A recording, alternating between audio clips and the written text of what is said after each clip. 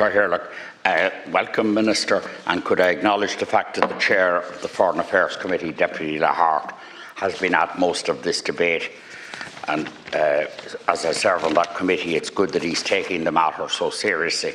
I want to just briefly acknowledge the Taoiseach as a politician who from day one has been strong on this issue and is not a newcomer to it. Can I just say that this is a story of depravity? It's a story of inhuman activity.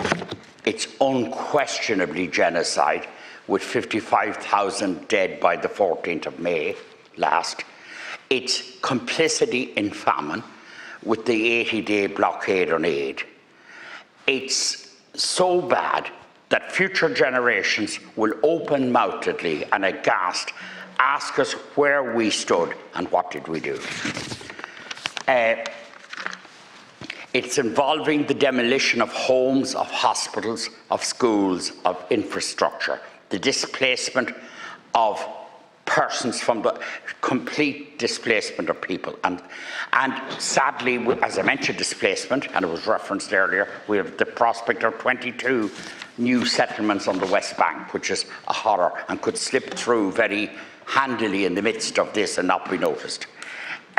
This is an assault on women and children predominantly, and this is an aspect that needs to be remembered. Women and children are at the forefront of suffering here, and none more than that extraordinary case of the doctor who lost her 9 children. It's shocking that we have the looting and the food sitting on the trains, and that the humanitarian aid is in trucks, including Irish aid, and not getting in. Now the question arises, what do we do?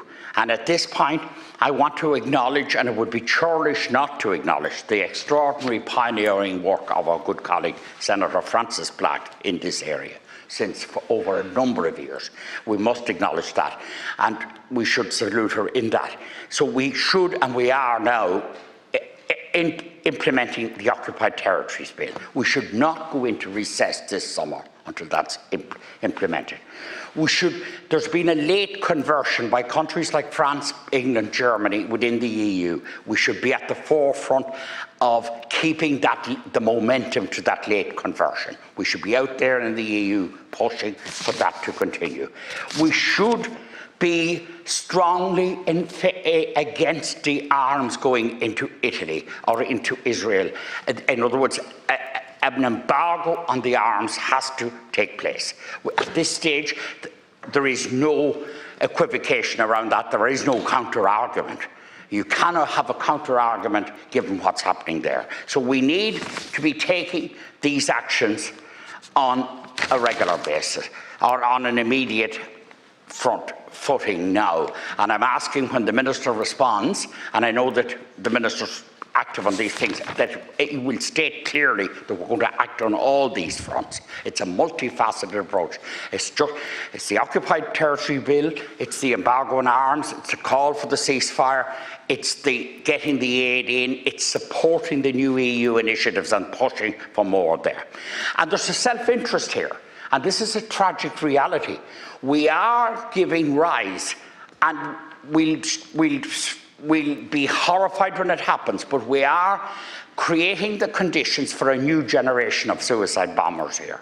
Let's have no illusions that a 15 or a 16-year-old child who sees their family obliterated, their home obliterated, their people displaced, that child, if they're intelligent and bright, is a potential. Tragically, it's a wrong response, but it's the response we'll have. We'll have suicide bombers, and relations of ours, generations back or down, will walk along Trafalgar Square or Champs-Élysées or Dublin or wherever, or Germany, and unfortunately may be victims. But this is coming, and there's a self-interest here.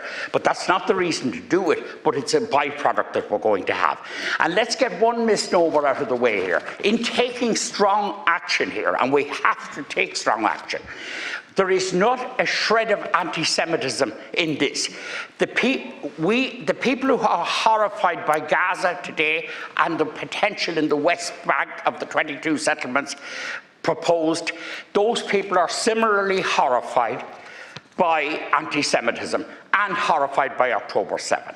And the last thing I'll say, and it's on the excellent speech by Senator McDougall. He is right. Israel did create these conditions over a number of years. They did feed into this situation with settlements, with support of Hamas, and unfortunately this is the tragic outcome. And action is needed now. I look forward to the Minister outlining a programme of actions here. Thank you.